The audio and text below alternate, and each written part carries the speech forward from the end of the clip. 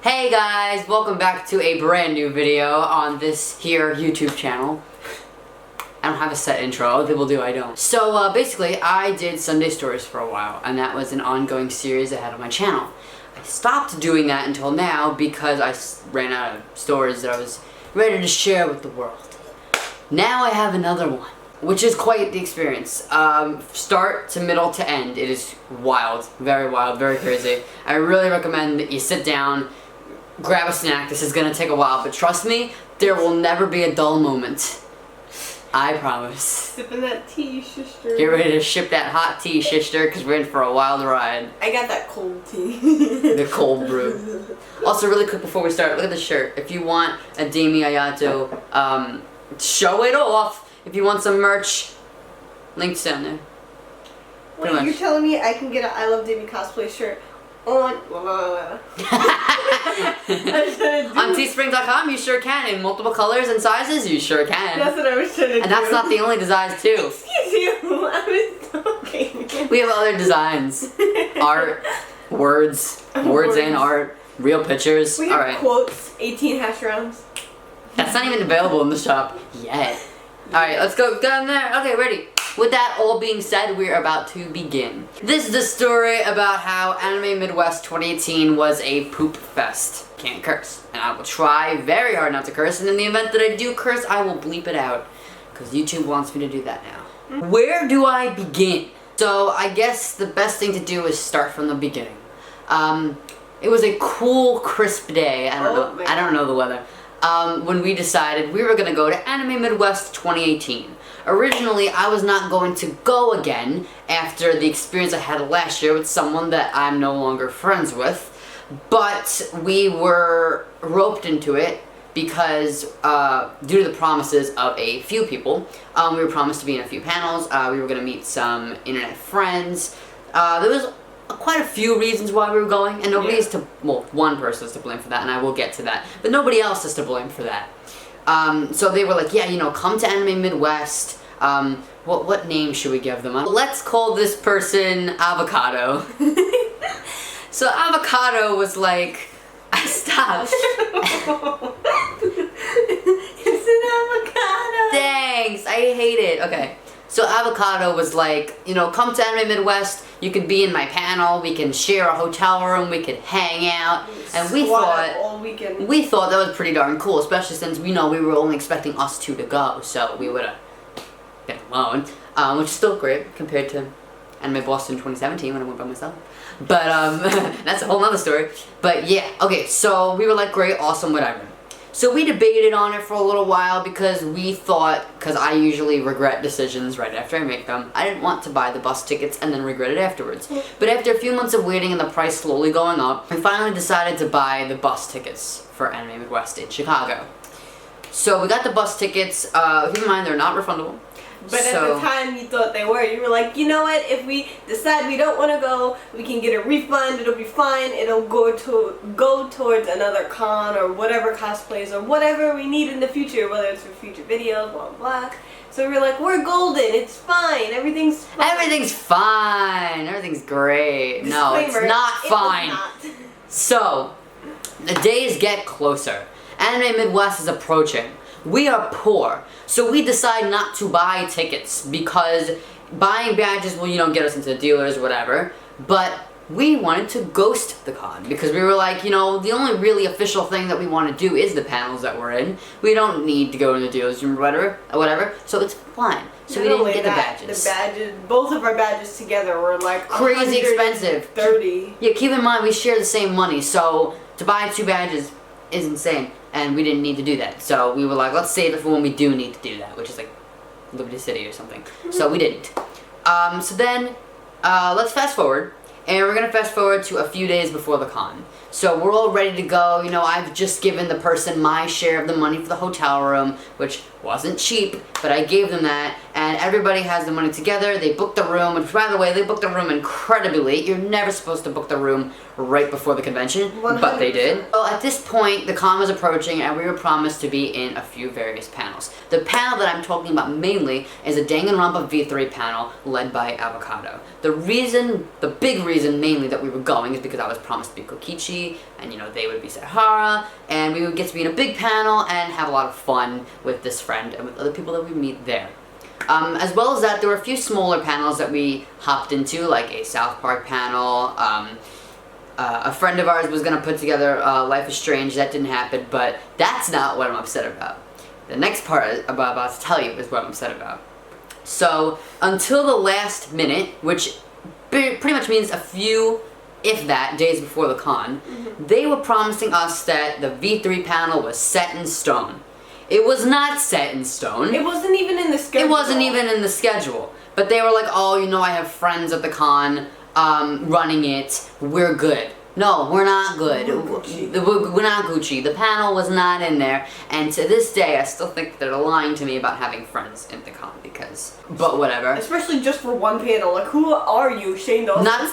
Not to mention there were already 2 other V3 panels, so why would they suddenly insert a third one? Yeah, and that was on the same day. Luckily, we did manage to jump into someone else's V3 panel as Kokichi and Rentaro, which you were not planning to do, but I was like, I don't want to do the panel alone, so you gotta be somebody, and Sahara and Kari were taken, so and we were also in the South Park panel, which Lee didn't really want to do, but I was like, I'm gonna be Kenny, Craig's taken, so why don't you do Butters, and Lee was like, fine, I'll do it for you. I hated it. Now, we're finally on the exact day we're supposed to leave. Now, to get to Chicago on the bus, it is about 23, 24, 25-ish hour ride, which includes all the layovers, because we have 10,000 layovers, PA, Maryland, Ohio, Indiana, all that stuff. So much fun. Yes, so much fun, trust me, that's a whole nother ride of fun you're about to go on. It is the day we're going to leave.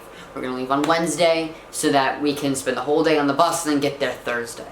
So it's Wednesday morning, and I'm doing my little Rite Aid run, and I'm getting Arizonas and drinks and snacks for the road, and I check, and my hair dye, because as you know, my hair is brown because I had to dye it for Peter Parker, gang.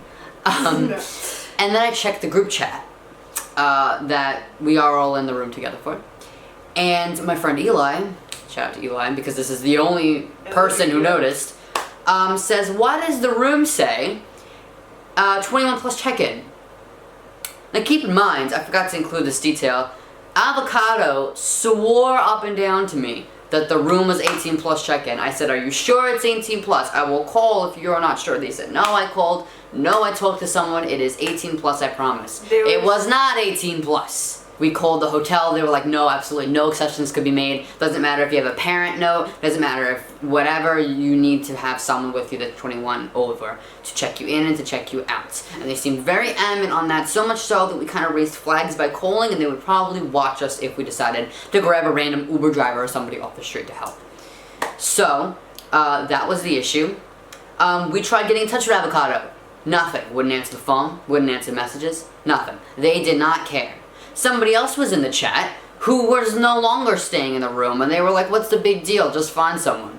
What the big deal is, while you have your room in Chicago, you're telling like 5-ish people to get on a bus, go all the way to Chicago, just to be turned down at the door, and then pretty much sleep on the street for the whole weekend because they have no idea. This person was telling us literally to just go there and see what happens. Well, guess what? We can't just go there and see what happens, because once we get there, if we're not allowed in the room, then what? You get to sleep in your nice little bed, and we get to sleep on the floor because we're probably kicked out of the hotel lobby after a while. Yeah. So no, we can't just go there and take a chance. And I don't understand why they were like, guys, this isn't Avocado's fault. Yes, it is. What do you mean it's not their fault? They are the runner of the room. They were the one who swore to me that they were checked, and they obviously didn't check. And to boot, we couldn't get them on the phone either. So it was basically me and Eli trying our hardest. We were like, who the hell is 21 plus and going to Anime Midwest with us? Nobody. We had to look for someone. We had to call up anyone we knew that was 21 and over, and literally everybody had plans. So here's what happened. We called her consecutively every minute on the hour for about 2 hours, maybe even 3, from early in the morning to the afternoon. And keep in mind, we're stressing, we're still packing, because as far as we're concerned, we're still gonna go. But we need someone. We couldn't get a refund. We had called a few days before to ask for a refund. So finally we get Tina on the phone. She's like, oh, because she's woken up. I was like, Tina, what the hell? Wake up. And she's like, what's going on? I said, we are gonna be screwed if you do not come with us. You are literally our last hope. She's like, I can't, I got a family thing going on, blah, blah, blah. I was like, Eli will pay for you to get on the bus just so you're there, because if we don't have you, we effectively have nowhere to stay, because they were pretty clear they weren't going to budge for us. She knows at this point that she is our only hope. She knows that she will get in trouble by running out of the house. Yet she does it anyway. She grabs a suitcase, literally stuffs whatever she can into there, 10 minutes more or less to pack, and just runs out the door. Doesn't say goodbye, even though her parents said no, because she actually said no. Doesn't say goodbye, doesn't like say hi to them, whatever. Just runs out the door, sneaks on the train, comes to us, and we run to the bus stop, and we make it in time.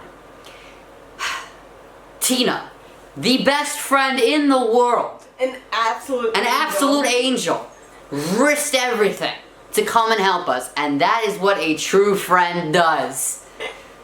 Not too many of those anymore. So yeah, Tina was not supposed to come, but she did to save us, and I literally put in the caption to one of my Instagram posts, oh yeah, by the way, Tina's coming now too. Nobody knew.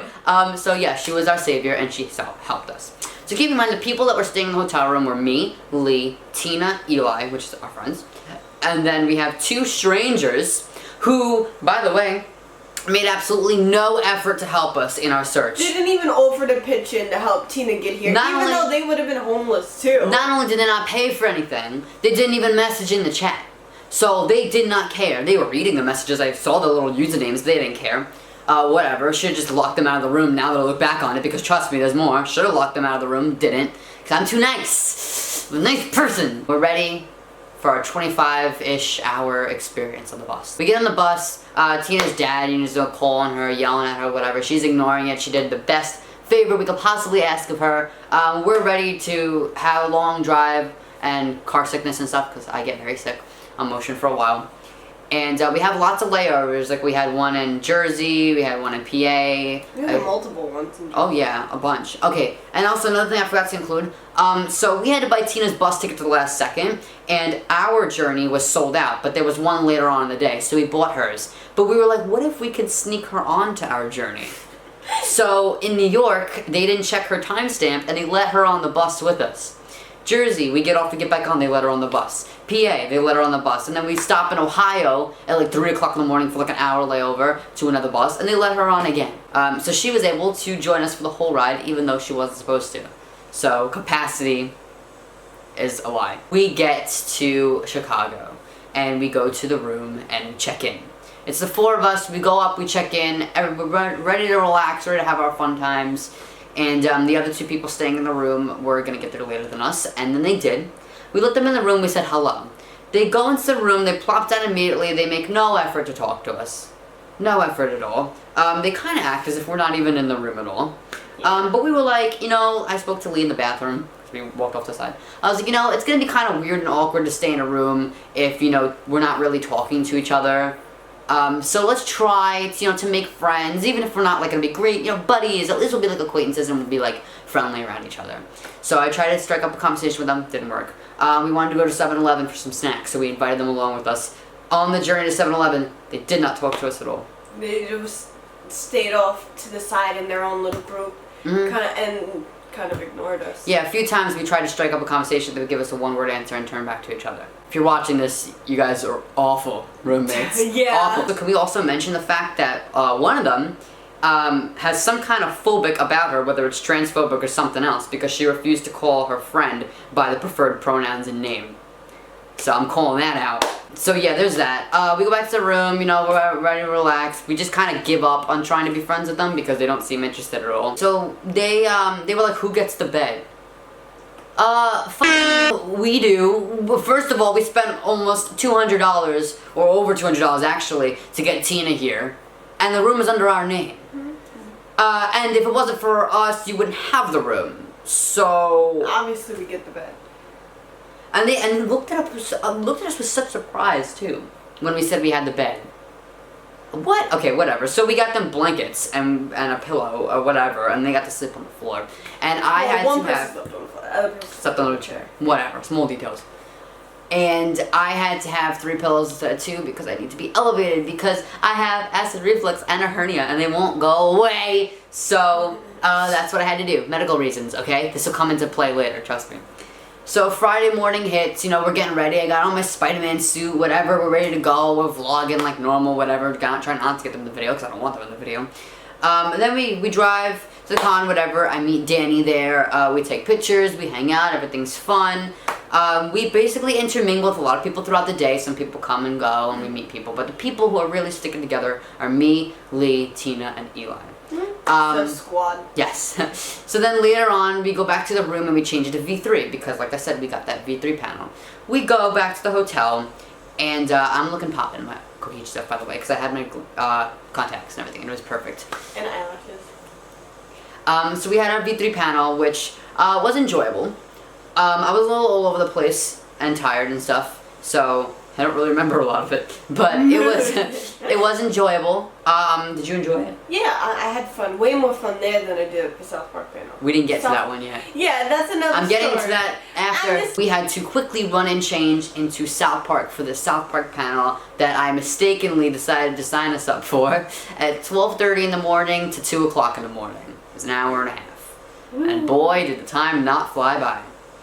We get to the panel. Immediately upon entering, I realized like a second, or a minute or so after you did, but immediately upon entering, Leah realizes that this is going to be a terrible experience. Yeah, I was like, oh no, I want to leave already, and we just met up with the other panelists. They were not that great. Yes, if you ever hear of rumors of panelists or groups at cons or whatever being very pretentious and I want to stick to my little group and I don't want to get to know you, that is the exact definition of the people who are in the South Park panel. Besides, like... Yeah, I'm not going to say every single person in the South Park panel, but the runners and the majority were like that. They didn't even notice when we left, by the way. And they didn't even notice when we showed up, first of all. So we show up, and we all sit, and they're like dictating where we sit, whatever, which isn't the problem. Lee automatically hates it. I'm like, you know, just give it a chance, whatever. First of all, they were talking over everybody. They weren't giving other people even a chance to respond to the question before moving on. They were just very annoying. I don't know. They were just they were not kind. That's the problem. They were not like, you know, like, oh, we're all friends here, whatever. No, you could tell the dynamic of what was going on. Technically, it would be in character for some of them, but... Yeah, like if Cartman was interrupting people, I would understand that, but, like, it wasn't the fact is, like, oh, Damien, they're just acting in character. No, them as the people, the runners and their friends, were not caring about anyone except their little group. They were even making little, like, inside jokes with each other, so, like, they didn't care. Yeah, they were, and there was also points where they were ignoring the crowd to talk to each other. Yeah, and then they were like, oh my god, thank you so much for being on Kenny, whatever, we're gonna take selfies after the panel. I said, sure. And then after the panel's over, they just walk out of the room, they don't even invite us with us, they don't even say thanks, they don't even say goodbye, nothing. They just go off and take their own little pictures. So we left. They didn't notice a damn thing. So, that experience was not very great. We went back to the hotel and we went to sleep. And keep in mind, I have bad stomach problems. So we go back to the hotel and we see that one of the roommates, quote unquote, they're roommates, but they're horrible roommates, took one of the pillows that I had after I specifically told them, actually wait, they took more than one. They took like 2 or 3. They took like 3 of them. They took some of yours and they some took of other people's. Like they took mine and Eli's pillows and we only had 1 pillow each. Right. So we ended up having 1 pillow each, and they took them and they were knocked out of sleep. And we went in so quietly, you know, we were being courteous even though we didn't care. And they took that, and I told them specifically medical reason, and they didn't care. So I ended up having to sleep on 1 pillow, which is very bad because you're not elevated at all. And the night was miserable for me, and it hurt like hell all through the night and into the morning. You know, and because we sleep next to each other / tangle up with each other. You rolling around and stuff, you were hitting me, you kept waking me up and making me nervous because you were like making sounds, and it was a bad night for both of us because you were suffering and I was suffering along with you. And then when they left, because they left before us the next morning, I looked under and I saw they had like 10,000 pillows underneath them. And blankets. They took the spare blankets. So I said, I'm not playing with that. I took the pillows and the blanket. You know how much I left them? I left them less than they even started with. I left them with 1 pillow and like 1 crappy little sheet on the floor. And I took everything else and I put it back on our bed. And I was like, if they want to take it back, now they have to come to me.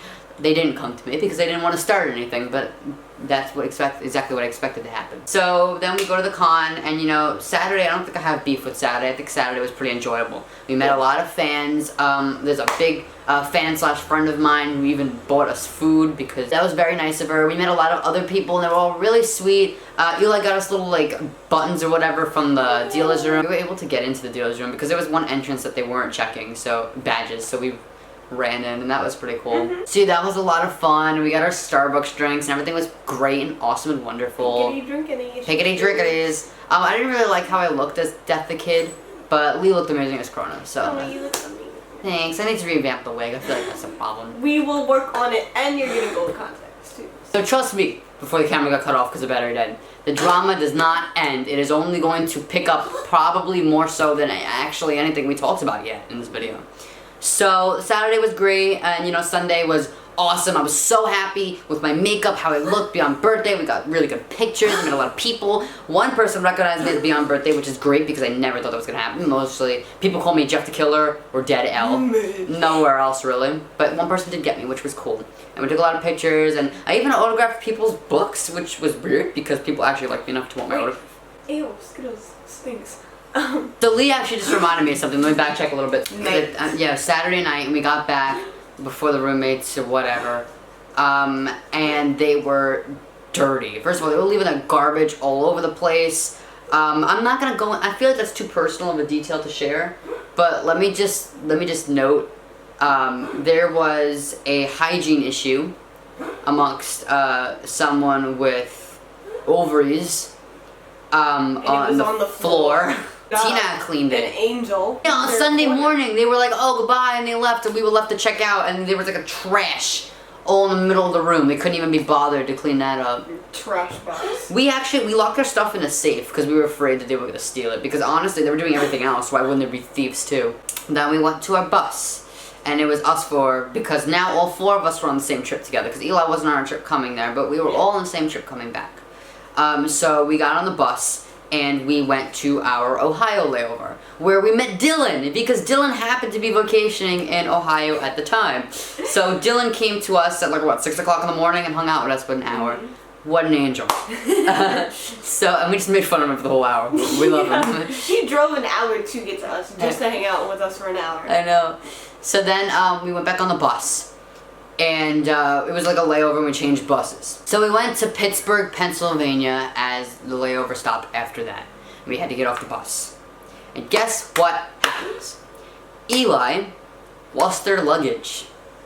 Yeah, that you don't hear about very often, but it apparently happens. Eli lost their luggage. It was not on the bus. It was not put on the bus with the rest of our luggage. So we went up to the counter. So Greyhound didn't really care, and Eli was like, you know, I have like $2,000 worth of stuff in there, I have my medication, blah, blah, blah. And they were like, oh, I don't know what they said. I don't know if they claimed like we found it and we're gonna ship it to you, or if they said we're gonna find it and ship it to you. But spoiler alert, that didn't happen. Like later on you'll find out that didn't happen.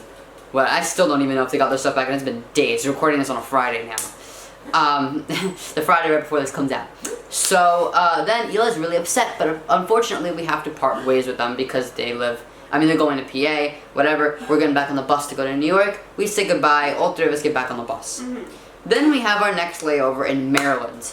And wouldn't you know it, Tina lost her luggage. Which is mind-boggling to me that two separate crew members in two separate states at two separate layovers on the same bus can lose two separate luggages. How does that happen? I don't know, and it's in the same group. I don't understand. Nobody else lost their luggage. I've never had a problem where I lost my luggage on the Greyhound. I don't understand how that even happens. It's amazing to me. Poor Tina wasn't even supposed to come, and then she lost her luggage with all her stuff in it. And the worst part is that when we went up to the counter, they weren't even sure where her luggage was, and said it could take up to 30 days for it to be found. And if the luggage is never cleansed and brought back to the person, they end up selling that luggage. So I felt really bad for Tina, because there's a great chance that she's probably not going to get her stuff ever back, which is very upsetting. And that was like the worst part, but also another bad thing was that we were delayed, because our layover were only supposed to be 3 hours. It's supposed to be from like 3 in the afternoon to 6 in the afternoon. And it went over to 7, and it went over to 8, and it went over to 9, and we were like, this is crazy. How is this delay this long? So then the board said that it was going to take off at 9, 10-ish or something like that. And we're just sitting there waiting for the board to update or something to be called or something like that. Nothing over the loudspeaker pertains to us. Then we're like, we see it changing to like 9:40, whatever. We're like, this is ridiculous. We go up to the front and we're like, do you know when our bus is going to be or whatever? And the guy's like, oh, that bus already took off. What? What do you mean the bus took off? The board literally says not until 9:40. And he's like, oh, well, you should have been paying better attention. What the f am I supposed to be paying better attention to? Nothing was announced over the loudspeaker. Nobody was like, last call for New York. That was, what? There was 3 of us all together and nobody heard it. How do you have a board that tells people when the bus takes off and then say you should be paying better attention? You should update your board. So they were like, okay, here's what we'll do. We'll put you on the 11 o'clock bus. Fine, whatever. Obviously we're pissed off, but there's nothing we can do about that. So then, that bus ends up getting delayed a little further into the night. And everybody's complaining at this point, because they're like, yo, there was one guy that was like there since 9 o'clock in the morning, and wasn't able to get home. The Greyhound was ridiculous, and the worst part was that they didn't even care. They didn't, apologize for the inconvenience. They didn't, seem to sympathize with anybody that needed to get home or to something. Didn't matter to them. And it was crazy, and they were like, oh, if you want any sort of compensation, please come to the front. We still needed to get home, but we also thought that we deserved compensation. We really, really did. We go up to the front, and they're like, well, we can't, reimburse the ticket, whatever, because you just don't want to get in the bus. So they gave us a $7.50 voucher for Greyhound food that's going to expire if we don't use it for 24 hours in that specific station. I'm not even hungry. I hate food. I didn't even want that. I was like, this is ridiculous. Them two were like, yippee-ki-yay. I don't want it. We were mad because we wanted more than just that. Yeah, that's ridiculous. I was like, so you're basically giving us money to eat your food while we wait for you to fix your screw-up. That's basically the compensation that they gave us, basically. Not, like a discount on a future Greyhound ride. Not like, anything else. No, just that. Like, flights do better than that. Not only did 2 people lose their luggage, but we were crazy delayed. We should have got home at like 9 o'clock at night. We ended up getting home at 3 o'clock in the morning. Finally, the late bus is boarding. And they're like, oh, because we were like, they promised they would put us on this bus. And they were like, oh, well, we'll give you a seat if we find one. The other people who are supposed to be on this bus, they're going to get priority, and if we feel like giving you a seat and if one's open, we'll give it to you. No, you won't. I didn't care. I put up such a big stink about it. I fought our way on that bus. I was like, are you kidding me? We've been here way before any of these people. We should be on this bus. That is ridiculous. I kept yelling his ear off. I was like, there's no way that you're going to put these other people before us. So eventually, yeah, we did get on the bus because I put up a big stink about it. My, pacifist friends are probably like, no, you shouldn't. F that. We wouldn't have got on the bus if I was like, okay. No, I was going to be like, yo, put us on this bus. Yeah, so we got on the bus. The next New York bound Get the hell out of here. We wouldn't have left until like 5 o'clock the next morning. If we left at all, we'd probably still be in. Because the next one was at like 12:30. We would probably still be in Maryland right now. Lee and Tina are like trying to run back with their food. I'm like, I'm trying to get home. I don't care about the food. Leave the food there. I'm trying to get home. So, whatever. You don't like food, but we do. We were starving. The Greyhound people... Oh, don't even say that. I paid for your food. The Greyhound people, all in all, were inconsiderate, didn't care about anyone. I will not use Greyhound again for long distances. The only possible way that I would ever consider using Greyhound again is if it's a short distance from New York to like PA. Or something like that doesn't involve a layover or a transfer or anything. But for transfers, layovers, whatever, Peter Pan is the way I'm going now. Or Megabus. Or that. I am not doing Greyhound again for that. I don't want to lose my luggage. I don't want to deal with snotty people who are like, oh, you should have been paying attention for the announcement. What an announcement? Nothing was made. No board. Even the board said 9 o'clock. So what do you mean? Why would you make an announcement and then not update the board? Clearly somebody's lying about something. Not only that, I bet you what they did was probably poke their head out the door and be like, oh, come here if you're on the New York line. That's probably what they did, and that was it. How were we supposed to know that? You said don't line up until they start calling people to line up. So why would we line up and then not hear anything? It doesn't make any sense. Anyway, so we got on the bus, we got home, bowls late, and that's what happened. Did I hear anything back from Avocado about reimbursing Eli for all that they had to pay for Tina to come here? No. Did they give back Eli their share of the room, which is the least that they could do, considering we wouldn't have a room if Tina wasn't there? No. They didn't even care about the fact that we were almost stranded. Actually, they even said that they were gonna cancel the room and have us figure it out on our own. The day before. Where the hell are we gonna go the day before the con with what little money that we have? Where are we gonna go with the whole $200 of ours combined?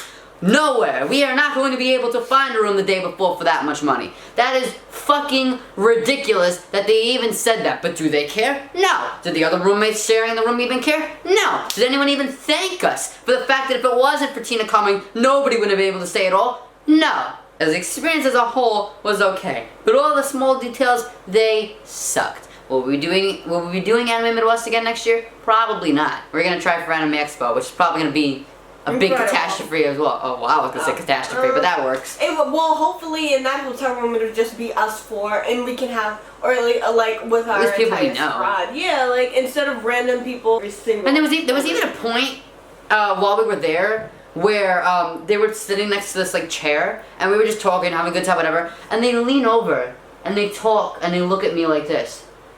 I'm not fucking stupid. If you're gonna go like that and look at me, I think that I know that you're talking about me. And then they leave. They're like, oh, we're just gonna go heat up food downstairs, and then we're gone for like 2 hours.